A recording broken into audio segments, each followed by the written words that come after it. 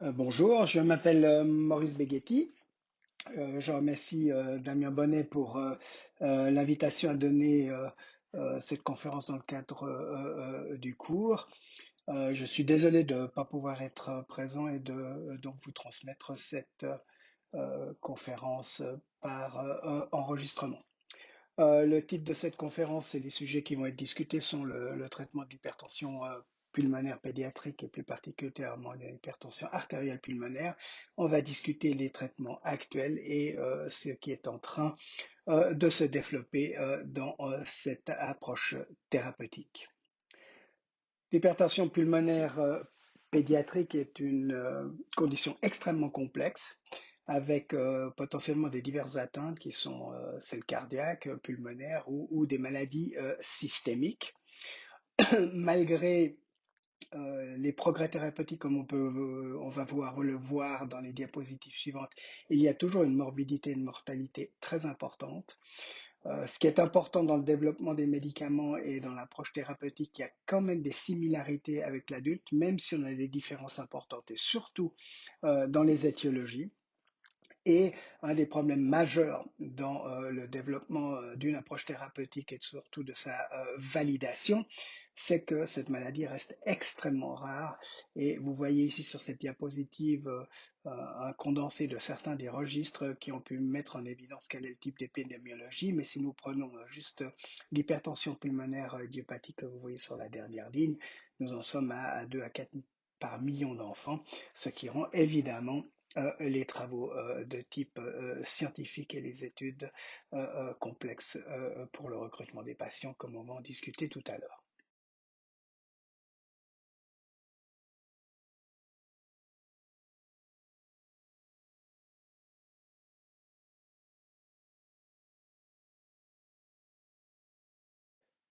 Je pense qu'il est important qu'on discute quand même un tout petit peu l'histologie. Vous voyez sur la partie haute de cette diapositive ce qui se passe au niveau vasculaire pulmonaire et plus particulièrement des artérioles. Sur la gauche, une artériole normale, au milieu, une artériole avec une atteinte précoce qui montre surtout sur la partie rouge une hypertrophie de la média de type musculaire, et enfin tout à droite, une lésion obstructive majeure qui est celle qu'on voit le plus souvent lorsque le patient est déjà symptomatique. Et vous voyez que le lit vasculaire est complètement obstrué, ce qui explique l'augmentation des pressions pulmonaires ainsi que des résistances pulmonaires. En fait, ceci s'accompagne d'une dysfonction ventriculaire droite que vous voyez sur les deux images du bas de la diapositive, avec un ventricule droit qui progressivement peut s'hypertrophier, mais qui va finalement se dilater et montrer une dysfonction importante. Et comme vous le savez très bien, le décès est essentiellement dû à une dysfonction cardiaque et une dysfonction ventriculaire droite. Comme vous le verrez, la plupart des médicaments qui sont actuellement disponibles, et même ceux qui sont en développement, ont plutôt focalisé leurs approches sur le lit vasculaire pulmonaire. Cette diapositive montre ce qui s'est passé chez les patients adultes dans le cadre du développement des approches thérapeutiques, donc non seulement dans les médicaments, mais également dans la manière de les utiliser. Comme vous le voyez, au début des années 2000, peu d'études avaient été pratiquées. On voyait surtout que la combinaison de médicaments était peu, voire pas recommandée à ce moment-là. Et au fur et à mesure du développement d'études, et celles qui sont mentionnées sur ce graphique, sans vouloir entrer dans les détails, sont quand même des études où on a une combinaison de médicaments, vu que l'étude avait un design qui était celui de add-on sur le traitement standard qui était autorisé à ce moment-là. Et vous voyez que progressivement, au fur et à mesure des années et des différentes guidelines qui ont été émises par les experts, ainsi que lors du dernier congrès mondial en 2018. Actuellement, on en est arrivé à dire qu'il faut utiliser les médicaments dont je vous vais parler sur la diapositive suivante, mais non seulement dans une approche de type monothérapie, mais d'approche combinée pour essayer d'avoir un effet sur les différents pathways qui sont impliqués dans le remodelage vasculaire pulmonaire et ou la vasoconstriction pulmonaire qu'on voit dans cette maladie. Voici le diagramme habituel qui décrit les trois pathways qui ont été mis en évidence dans la pathologie vasculaire et surtout endothéliale pulmonaire qui peuvent expliquer les lésions que je vous ai montrées auparavant. Donc nous avons le pathway de l'endothéline, le pathway du monoxyde d'azote et le pathway de la prostacycline. L'endothéline étant un vasoconstricteur et un médicament et une molécule qui a tendance à activer la prolifération. L'arginine qui donne naissance au monoxyde d'azote est plutôt de type vasodilatateur antiprolifératif, tout comme les prostacyclines. Vous voyez sur la dernière partie les médicaments qui ont été développés, l'embrisentan qui est un bloqueur surtout ETA de l'endothéline, alors que le bosantan et le mencitantan sont des bloqueurs ETA-ETB. Vous connaissez sûrement le sildenafil et la nouvelle molécule tadalafil qui sont des PDE5 inhibiteurs.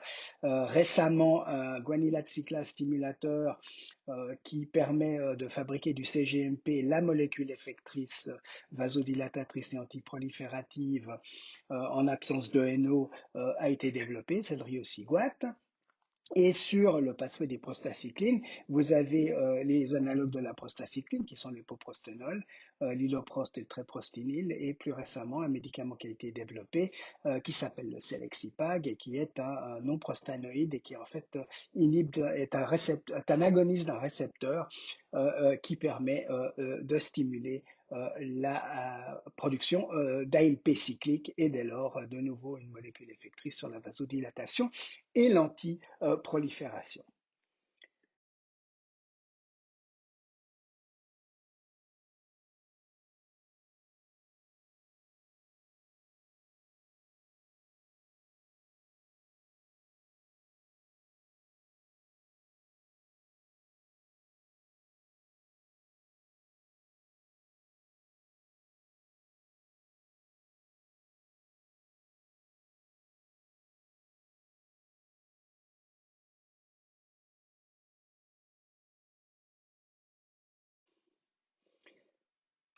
Cette diapositive a deux intérêts.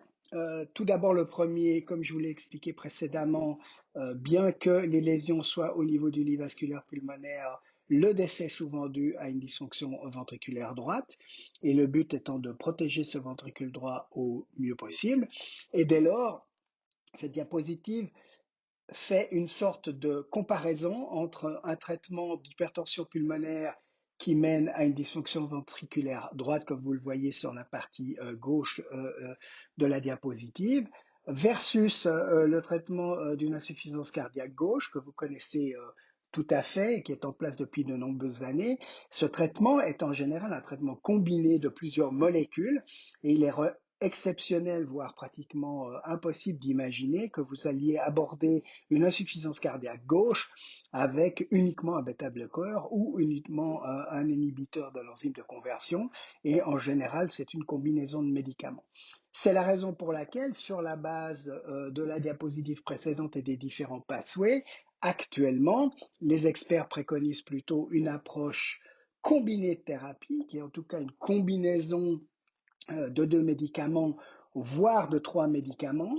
Alors, pourquoi ça s'est avéré plus difficile d'avoir cette approche dans un premier temps? D'abord, il a fallu faire les études pour prouver que c'était faisable et efficace, mais également, il ne faut pas oublier un élément prépondérant dans cette approche, c'est le coût de ces diverses thérapies, qui peuvent varier de 50 à 60 000 euros pour une monothérapie à parfois 2 ou 300 000 euros lorsqu'on combine une thérapie intraveineuse ou sous-cutanée pour ces patients. Donc il y a quand même un certain nombre d'éléments limitants au développement des thérapies combinées, mais qui actuellement ont dépassé, je dirais, ces problèmes-là. Et clairement, c'est ce qui est établi dans la pratique normale, si toutefois, vous avez accès à ces médicaments et s'ils sont remboursés par les différentes assurances maladie auxquelles les patients sont affiliés, Sécurité sociale pour la France ou autres assurances maladie dans d'autres pays. Cette diapositive vous présente en fait ce qu'il en est vraiment actuellement, avec deux molécules qui sont approuvées dans la plupart des pays. Alors parfois elles ont un vrai label, parfois elles ont juste une approbation qui permet d'utiliser la molécule. Une des molécules, c'est le bosantan, donc un inhibiteur de l'endothéline qui est passé par un programme d'IBRIS-3 qui était une étude extrêmement courte avec très peu de patients, une quinzaine de patients, suivi par le développement d'une d'une d'une molécule qui était plus appropriée à l'enfant dans le sens de sa galénique, qui était le programme Futur 1, 2 et 3. Vous voyez, je l'ai mis highlighté en jaune, ce sont des études open label. Donc clairement, pas du tout des études dans le même cadre que ce qui avait été fait chez l'adulte, qui sont toutes des études randomisées contrôlées en double aveugle. Ici, on a un open label qui est en plus, comme vous le voyez sur la durée de l'étude, relativement courte. Néanmoins, ce qui a été mis en évidence par ces études, qui ont été faites sur, je vous disais, 15 patients dans BRIS-3 et probablement une centaine de patients si on cumule Futur 1, 2 et 3, ont montré que l'efficacité et la tolérance étaient identiques à la molécule chez l'adulte. Ça a quand même permis d'obtenir donc une approbation en Europe pour l'utilisation, mais également aux États-Unis, au Mexique, en Australie et dans divers autres pays du monde. La deuxième molécule qui a été utilisée assez rapidement et qui a obtenu, en tout cas en Europe, une vraie approbation avec un label et un certain nombre de problèmes aux États-Unis sur lesquels on va revenir, c'est l'étude STARS qui était une étude randomisée contrôlée, sildenafil versus placebo, étude de 16 semaines au départ, mais après vous voyez de 4,1 ans. Et l'intérêt de ces 4,1 ans, c'est que les patients restaient en fait sur monothérapie sildenafil. Alors c'est un avantage et probablement un désavantage. Néanmoins, l'étude START 1 était malheureusement négative quant au primary endpoint, même si elle montrait clairement que le médicament était bien toléré et qu'il y avait une certaine efficacité. Le primary endpoint étant une étude sur la capacité à l'exercice, qui peut-être n'était pas idéale dans ce contexte et on s'aperçoit parfois de nos erreurs un tout petit peu tard. Dans l'open label, le seul problème qui est apparu, c'est que quand on utilisait des très hautes doses de sildenafil, il y avait un signal pour une mortalité augmentée qui, malgré tous les efforts pour essayer d'expliquer cela, n'a jamais été expliqué, mais néanmoins, il était fortement déconseillé d'utiliser une dose élevée de sildenafil chez les enfants. Donc voilà à peu près où on en est, avec des études dont vous m'accorderez que par rapport à ce qui a été fait chez l'adulte, on est loin de l'évidence d'une évidence identique, mais néanmoins assez pour faire une comparaison et obtenir la possibilité d'utiliser et de rembourser ces médicaments. Sur cette diapositive, vous voyez les études qui soit sont en cours, soit viennent d'être terminées, avec des médicaments qui sont approuvés chez l'adulte et pour lesquels il a été essayé donc de montrer que ceci fonctionnait chez l'enfant. Donc LVHV, c'est le tadalafil, une étude qui a été pensée à la base en double-blind placebo-controlled avec un endpoint qui était le test de marche. Malheureusement, comme vous le voyez dans les résultats, 134 patients prévus, 35 patients inclus. Clairement, la safety est OK, le trend est positif et actuellement, les discussions sont en cours avec les autorités médicamenteuses pour obtenir une approbation. Patent Child, c'est le riociguat. C'est un open label. En fait, le médicament a été seulement soumis aux autorités européennes. Les datas sont actuellement en cours de publication et en cours de discussion avec les autorités européennes pour voir si le médicament va être approuvé. Mais le trend était tout à fait positif et similaire à celui de l'adulte. L'ombrisentan était open label chez des enfants de 8 à 18 ans. De nouveau, un safety efficacy comme endpoint, 24 semaines d'exposition. Actuellement, ça ressemble, d'après les résultats qu'on a, à ce qui a été montré chez l'adulte. Ça a été d'ailleurs publié. Néanmoins, il y avait des signaux dans les études précliniques chez les rats concernant un problème au niveau cérébral qui est toujours en discussion.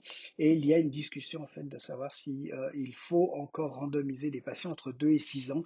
Donc les discussions sont en cours avec les autorités actuellement. Tomorrow, c'est Massitantan.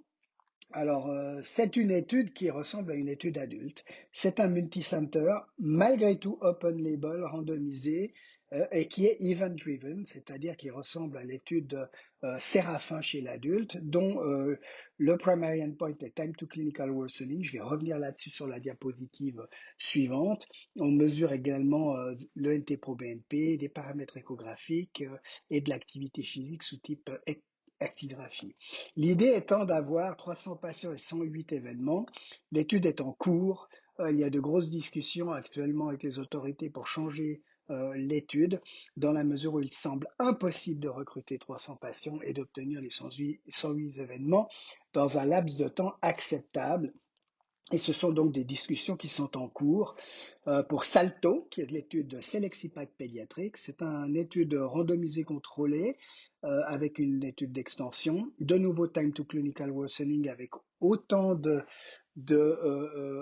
endpoints secondaires similaires d'ailleurs à ceux de Tomorrow. C'est aussi un event-driven. Je pense que le risque de ne pas pouvoir recruter également le nombre de patients espérés pour obtenir les 85 events est en discussion avec les autorités. Vous verrez, on y reviendra à la fin. Le problème de ces études, c'est le recrutement et l'utilisation du médicament en off-label.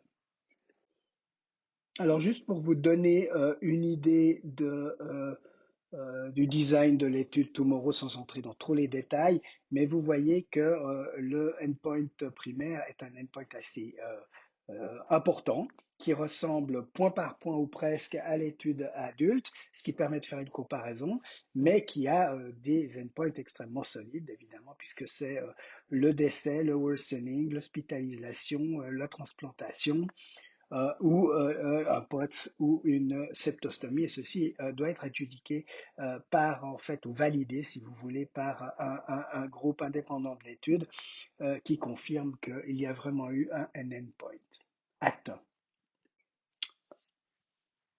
Voilà brièvement comment l'étude est faite. Donc, on espère enrôler 300 patients. En fait, c'est un pour un massitentan versus standard of care.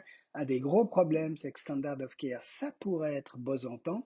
Donc, c'est ce qui pose peut-être un certain nombre de problèmes. Et vous voyez qu'on attend de voir quels sont les événements qui peuvent arriver. En fait, ces événements et le nombre d'événements ont été extrapolés de calculs qui ont été faits sur la base de certains registres, en particulier registre TOP, auquel je participe et Damien Bonnet aussi, peut-être qu'il y a eu une estimation dans les registres du nombre d'événements dans la vie de tous les jours qui est un peu différente que dans l'étude où les patients enrôlés sont souvent des patients extrêmement stables et triés sur le volet par un certain nombre de critères d'inclusion et d'exclusion qui peut-être sont venus parasiter un tout petit peu l'analyse qui avait été faite dans le registre.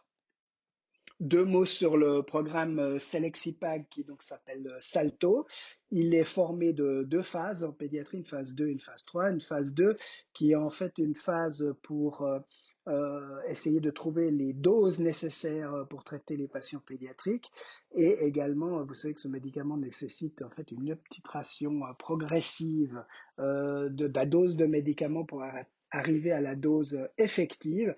Et il fallait voir cela avant de commencer l'étude contrôlée phase 3 dénommée SALTO. Ceci me permet de soulever un problème important. Vous voyez à quel point on insiste dans ces études dans la pharmacocinétique et dans la dose qui est administrée aux patients.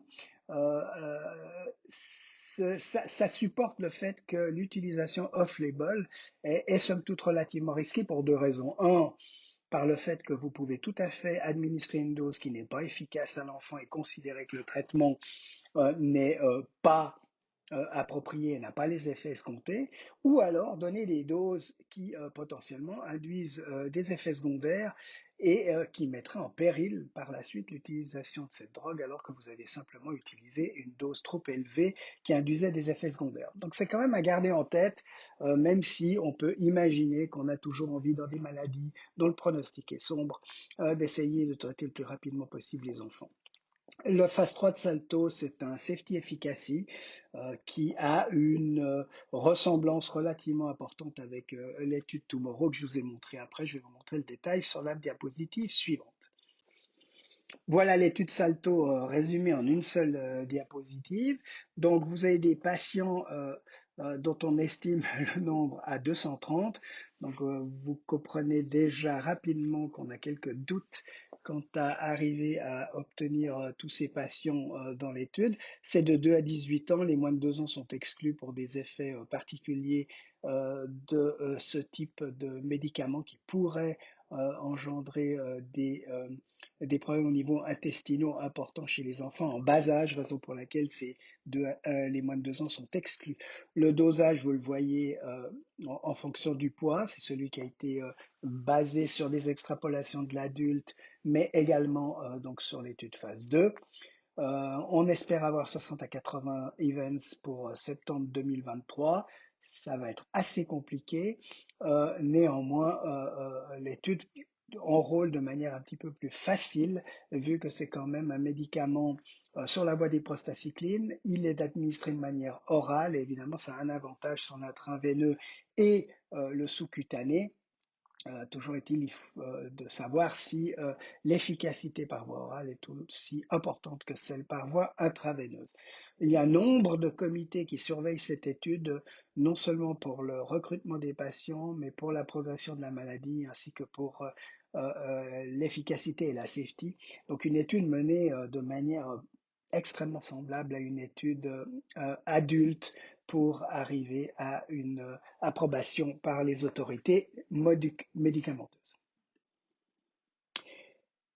Ces courbes de Kaplan-Meier, qui ont été des courbes qui ont été fabriquées ou calculées plutôt par trois centres recrutant énormément de patients en Hollande et deux centres aux États-Unis, publié en 2014, montre plusieurs choses. La première chose, c'est clairement, vous voyez que malgré les approches thérapeutiques agressives, même en triple thérapie, la mortalité reste importante. Elle l'est d'autant plus si vous traitez les patients en monothérapie. Et vous voyez que ceci se fait dans un laps de temps relativement court, puisque l'échelle d'années est de l'ordre de 6 ans. Donc, cela signifie que malgré les médicaments que nous avons à disposition et qui sont utilisés actuellement, et pour la plupart, c'est ceux que je vous ai mentionnés jusqu'à présent, soit les approuver, soit l'utilisation off-label de ceux qui sont en cours d'évaluation et que je vous ai également montré sur les diapositives précédentes, le résultat n'est pas satisfaisant et il y a encore du travail pour arriver à améliorer le pronostic de cette pathologie. Voilà ce qui est en train de se faire dans le cadre de la population adulte où soit l'industrie pharmaceutique, soit les experts ont décidé de voir si, par l'intermédiaire des pathways que nous connaissons actuellement, mais en utilisant soit d'autres substances, soit d'autres dosages, potentiellement, on pourrait obtenir un meilleur résultat. Donc, il y a actuellement une étude macitentan 75 mg qui est en cours chez l'adulte, et il y a un autre médicament qui est dans la famille du Selexipag avec quelques petites différences qui s'appelle Ranelipag, qui est actuellement étudié chez l'adulte. Il y a quelques discussions de faire quelque chose de pédiatrique. Probablement, ils essayent de voir d'abord ce qu'il en est des résultats adultes. Mais vous l'avez compris, je pense qu'il faut sortir un petit peu de la boîte de ces trois pathways pour essayer d'imaginer d'autres approches thérapeutiques pour espérer avoir une efficacité plus importante au niveau du lit vasculaire pulmonaire et ou sur la protection du ventricule droit. Actuellement, il y a un certain nombre de médicaments ou de thérapies qui sont à l'essai chez l'adulte. Nous allons discuter certaines de ces molécules, certaines de ces approches, et nous allons insister sur celles qui ont déjà envisagé une étude pédiatrique ou une approche pédiatrique.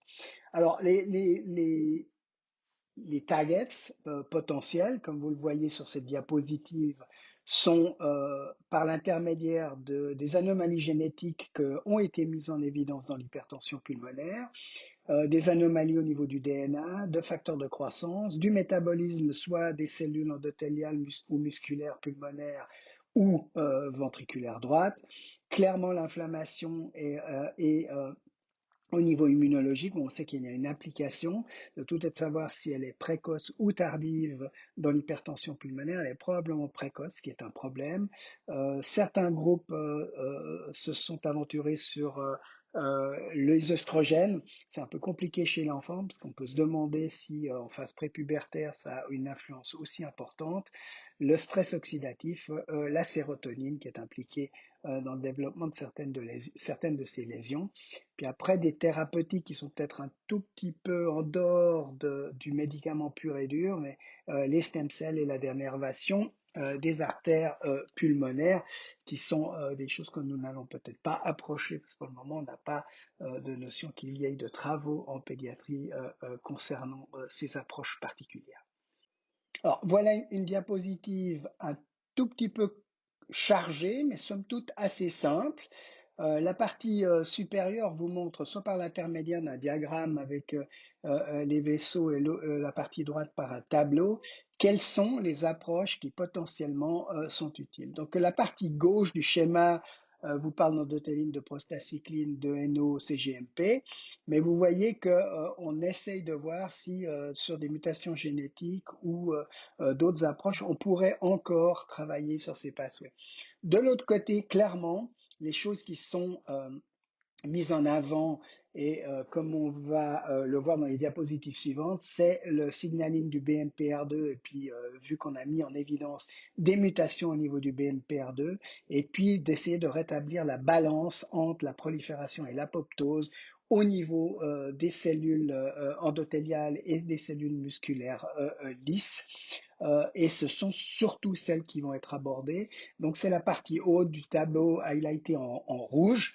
BMPR2, ACT-R2A, PDGFR, donc tacrolimus, sotatercept, imatinib GB002, dont nous allons parler. Les autres approches pour l'instant en pédiatrie sont quand même un tout petit peu loin, même d'un programme de recherche, même si il y a des discussions qui sont extrêmement préliminaires concernant des récepteurs DL6 pardon, et qui pourraient apparaître dans les 2 prochaines années. Je vais être assez bref sur le tacrolimus, puisqu'il n'y a pas de vrai programme pédiatrique, mais l'idée est qu'il aurait un effet sur la calcinurine et que par cet intermédiaire, il agirait au niveau du BMP, du BMPR2. Des études animales que je vous montre sur le schéma de droite montrent qu'il y aurait une certaine protection au niveau du lit vasculaire pulmonaire, ainsi qu'au niveau du ventricule droit. Mais je vous le dis, pas grand-chose pour l'instant prévu en pédiatrie. Les trois médicaments que nous allons discuter plus en détail sont le sotatercept, le GB002 et le MK5475, avec des noms qui sont encore, vous le voyez, préliminaires. Juste pour information, l'étude Ranelli-Pag adulte qui montre qu'il y a en effet un effet sur les résistances vasculaires pulmonaires ainsi que sur le test de marche, mais je vous le dis, à ma connaissance, pas encore un programme pédiatrique bien établi. Quelques mots d'introduction sur BMPR2 et TGF-bêta, qui sont clairement des signaux critiques dans l'homéostase vasculaire pulmonaire, et plus particulièrement au niveau de la prolifération et de l'antiprolifération au niveau des cellules musculaires lisses ainsi que de l'endothélium. Et vous voyez qu'un certain nombre de molécules sont mises en évidence, le BMPR2 et l'ACT-R2A, qui sont des molécules qui ont la possibilité d'être activées ou désactivées par un certain nombre de médicaments actuellement à disposition et dès lors agir sur l'homéostase pulmonaire. Sur cette diapositive, vous voyez apparaître au milieu du tableau sotatercept. Donc, on a compris, donc, comme je vous l'ai dit, que le BMPR2, ACTR2A sont des potentielles approches thérapeutiques. Le sotatercept, en fait, va rebalancer le signal entre pro- et antiprolifération au niveau de l'activine et du BMP.